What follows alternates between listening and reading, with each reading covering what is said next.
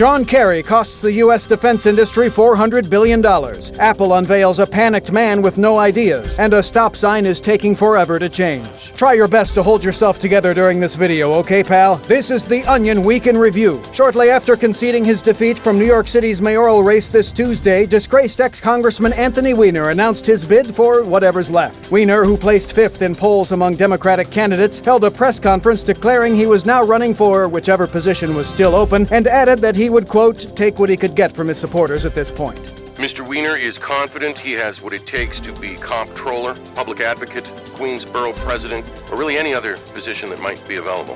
If there are any openings in the Republican primaries, then he'd like to announce that he's running for those positions too. This week, pedestrians and commuters alike expressed enthusiasm after a local billboard informed them about an upcoming television show starring Jerry Seinfeld, a New York-based stand-up comedian well known for his observational wit. The program, which is apparently entitled Seinfeld and is set to run 5 nights a week, intrigued passers-by who expressed great interest in seeing what the comic could do with a show of his own. I think it's great that comedian Jerry Seinfeld is getting his own show.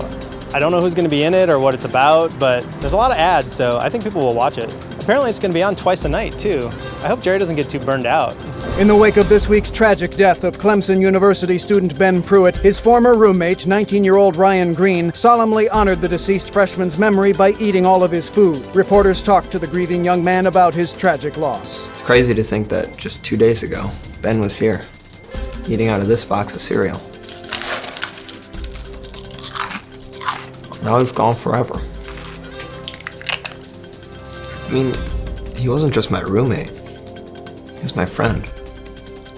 And in local news, a couple thoughtfully puts up a wedding website for their friends to mock. In other news, Bashar Al-Assad tries a tiny bit of sarin gas on himself to see what it's like. The Department of Agriculture locates the perfect goat. And a liquor commercial featuring a dance party on a pirate ship includes an important message about responsibility. You are merely a few minutes older, but infinitely more knowledgeable than before. The Onion can tell. For more time-tested wisdom, keep checking theonion.com.